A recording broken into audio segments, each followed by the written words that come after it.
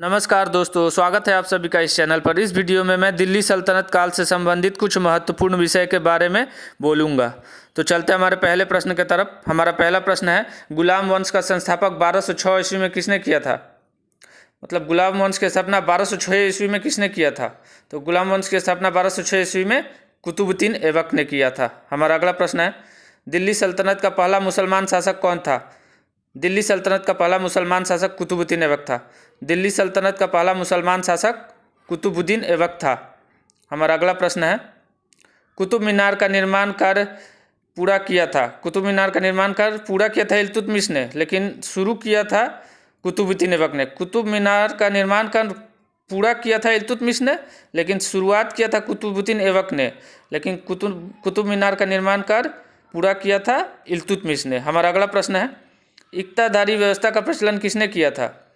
इक्तादारी व्यवस्था का प्रचलन इल्तुतमिश ने किया था। इक्तादारी व्यवस्था का प्रचलन इल्तुतमिश ने किया था। हमारा अगला प्रश्न है, कुतुब मीनार का निर्माण किसके स्मृति में किया गया था? तो कुतुब मीनार का निर्माण बख्तियार काकी के स्मृति में किया गया था। कुतुब मीनार का निर्माण बख्तियार काकी के स्मृति में किया गया था। हमारा अगला प्रश्न है, लाख बख्श किसे कहा जाता है? तो लाख बख्श कुतुबुद्दीन ऐबक को कहा जाता है। लाख बख्श कुतुबुद्दीन ऐबक को कहा जाता है। चलते हैं हमारे अगले प्रश्न की तरफ। हमारा अगला प्रश्न है, 2.5 दिन का झोपड़ा किसने बनवाया था? तो 2.5 दिन का झोपड़ा कुतुबुद्दीन ऐबक ने बनवाया था। 2.5 दिन का झोपड़ा कुतुबुद्दीन ऐबक ने बनवाया था। चलते हैं हमारे अगले प्रश्न की तरफ। हमारा अगला प्रश्न है, मोहम्मद गोरी ने अपना प्रथम मक्ता किसे प्रदान किया था? मोहम्मद गोरी ने अपना प्रथम मक्ता कुतुबुद्दीन ऐबक को प्रदान किया था। मोहम्मद गोरी ने अपना प्रथम मक्ता कुतुबुद्दीन ऐबक को प्रदान किया था। हमारा अगला प्रश्न है, कुतुबुद्दीन ऐबक की मृत्यु कैसे हुई थी? तो कुतुबुद्दीन ऐबक की मृत्यु चौगान खेलते समय घोड़े से गिरकर हो गई थी। कुतुबुद्दीन ऐबक की मृत्यु चौगान खेलते समय घोड़े से गिरकर हो गई थी।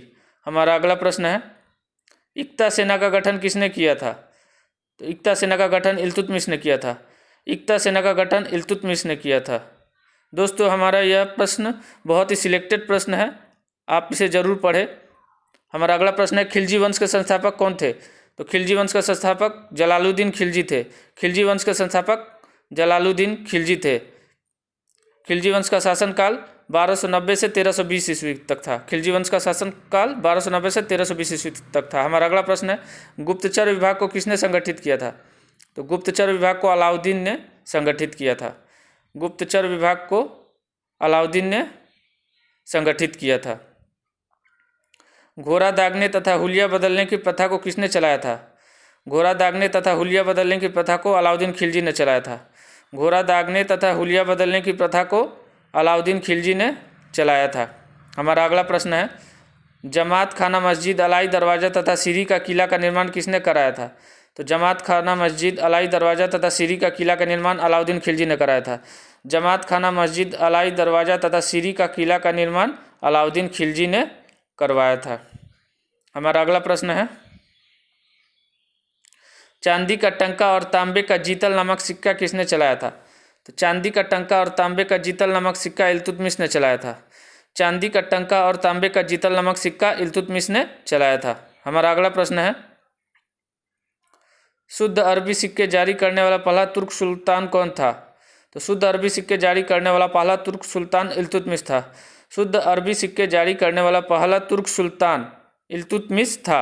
हमारा अगला प्रश्न है, चंगेज खान ने भारत पर आक्रमण किसके शासनकाल में किया था? चंगेज खान ने भारत पर आक्रमण इल्तुतमिश के शासनकाल में किया था। चंगेज खान ने भारत पर आक्रमण इल्तुतमिश के शासनकाल में किया था। चलते हमारे अगले प्रश्न की तरफ। हमारा अगला प्रश्न है, कुतुबुद्दीन ऐबक का मकबरा कहाँ है? कुतुबुद्दीन ऐबक का मकबरा लाहौर में है। कुतुबुद्दीन ऐबक का मकबरा लाहौर में है। दोस्तों, हमारा ये प्रश्न बहुत ही सिलेक्टेड प्रश्न है, आप इसे ज़रूर देखें, हमेशा एग्जाम में पूछे जाते हैं। हमारा अगला प्रश्न है, तुगलक वंश का संस्थापक कौन था? तो तुगलक वंश का संस्थापक गयासुद्दीन तुगलक था। तुगलक वंश का संस्थापक गयासुद्दीन तुगलक था। तुगलक वंश का शासनकाल 1320 से 1398 ईस्वी तक था। तुगलक वंश का शासनकाल 1320 से 1398 ईस्वी तक था। हमारा अगला प्रश्न है, मोहम्मद बिन तुगलक का मूल नाम क्या था? तो मोहम्मद बिन तुगलक का मूल नाम जुन्ना खां था। मोहम्मद बिन तुगलक का मूल नाम जूना खां था। चलते हैं हमारे अगले प्रश्न की तरफ। हमारा अगला प्रश्न है, सनकी एवं पागल बादशाह किसे कहा जाता था? तो सनकी एवं पागल बादशाह मोहम्मद बिन तुगलक को कहा जाता था। सनकी एवं पागल बादशाह मोहम्मद बिन तुगलक को कहा जाता था। चलते हैं हमारे अगले प्रश्न की तरफ। हमारा अगला प्रश्न है, भारत में सर्वप्रथम सांकेतिक मुद्रा का प्रचलन किसने किया था? तो भारत में सर्वप्रथम सांकेतिक मुद्रा का प्रचलन मोहम्मद बिन तुगलक ने किया था। भारत में सर्वप्रथम सांकेतिक मुद्रा का प्रचलन मोहम्मद बिन तुगलक ने किया था। हमारा अगला प्रश्न है, इब्न बतूता किसके शासनकाल में भारत आया था? तो इब्न बतूता मोहम्मद बिन तुगलक के शासनकाल में भारत आया था। इब्न बतूता मोहम्मद बिन तुगलक के शासनकाल में भारत आया था। हमारा अगला प्रश्न है, विजयनगर साम्राज्य की स्थापना किसने की थी? तो विजयनगर साम्राज्य की स्थापना हरियर एवं बुक्का नामक भाइयों ने की थी। विजयनगर साम्राज्य की स्थापना 1336 में हरियर एवं बुक्का नामक भाइयों ने की थी। हमारा अगला प्रश्न है, हम्पी अवशेष है। हम्पी विजयनगर साम्राज्य का अवशेष है।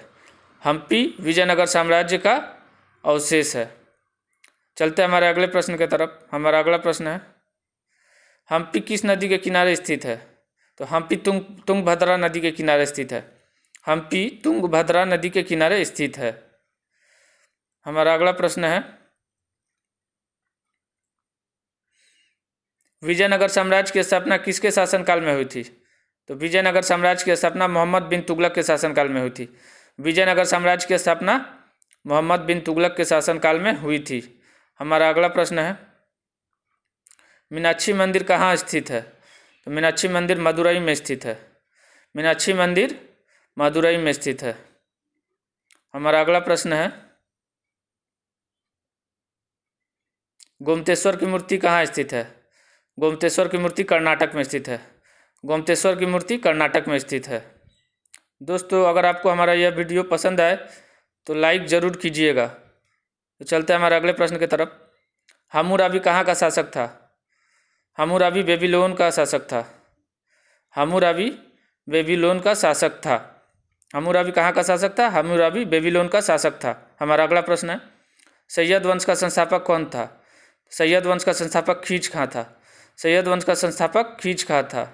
सैयद वंश का शासनकाल 1414 से 1451 ईस्वी तक था। सैयद वंश का शासनकाल 1414 से 1451 ईस्वी तक था। सैयद वंश का संस्थापक खीज खां था। हमारा अगला प्रश्न है, सैयद वंश का अंतिम शासक कौन था? सैयद वंश का अंतिम शासक अलाउद्दीन आलम शाह था। सैयद वंश का अंतिम शासक अलाउद्दीन आलम शाह था। मैंने ये सारे क्वेश्चन सिलेक्टेड क्वेश्चन रखे हैं दोस्तों, अगर पसंद आए तो लाइक ज़रूर कीजिएगा। हमारा अगला प्रश्न है, लोधी वंश का संस्थापक कौन था? लोधी वंश का संस्थापक बहलोल लोधी था। लोधी वंश का संस्थापक बहलोल लोधी था। शासनकाल 1451 से 1526 ईस्वी तक था। हमारा अगला प्रश्न है, आगरा शहर का निर्माण 1504 में किसने किया था? तो आगरा शहर का निर्माण 1504 ईस्वी में सिकंदर लोधी ने किया था। आगरा शहर का निर्माण 1504 ईस्वी में सिकंदर लोधी ने किया था।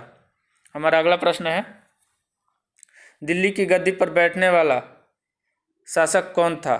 तो दिल्ली की गद्दी पर बैठने वाला शासक बहलोल लोधी था। दिल्ली के गद्दी पर बैठने वाला पहला शासक बहलोल लोधी था। हमारा अगला प्रश्न है, दिल्ली सल्तनत की राजभाषा क्या थी? दिल्ली सल्तनत की राजभाषा फारसी थी। दिल्ली सल्तनत की राजभाषा फारसी थी। दिल्ली सल्तनत की राजभाषा क्या थी? तो दिल्ली सल्तनत की राजभाषा फारसी थी। हमारा अगला प्रश्न है, दिल्ली सल्तनत का अंतिम शासक कौन था? तो दिल्ली सल्तनत का अंतिम शासक इब्राहिम लोदी था। दिल्ली सल्तनत का अंतिम शासक इब्राहिम लोदी था। दिल्ली सल्तनत का अंतिम शासक कौन था? दिल्ली सल्तनत का अंतिम शासक इब्राहिम लोदी था। हमारा अगला प्रश्न है, इब्राहिम लोदी को किसने हराया था? तो 21 अप्रैल 1526 ईस्वी को बाबर ने पानीपत के प्रथम युद्ध में इब्राहिम लोदी को हराया था। 21 अप्रैल 1526 ईस्वी को बाबर ने पानीपत के प्रथम युद्ध में इब्राहिम लोदी को हराया था। हमारा अगला प्रश्न है, दिल्ली सल्तनत के बाद किस युग का आरंभ हुआ? दिल्ली सल्तनत के बाद मुगल काल का आरंभ हुआ। दिल्ली सल्तनत के बाद मुगल काल का आरंभ हुआ। चलते हैं हमारे अंतिम प्रश्न के तरफ। हमारा अंतिम प्रश्न है, मुगल वंश का संस्थापक कौन था? तो मुगल वंश का संस्थापक बाबर था। मुगल वंश का संस्थापक बाबर था। मुगल वंश का संस्थापक कौन था? मुगल वंश का संस्थापक बाबर था। तो दोस्तों, हमारा यह वीडियो यहीं पर समाप्त होता है। अगर आपको हमारा यह वीडियो पसंद आए तो लाइक और सब्सक्राइब जरूर करें। जय हिंद, जय भारत।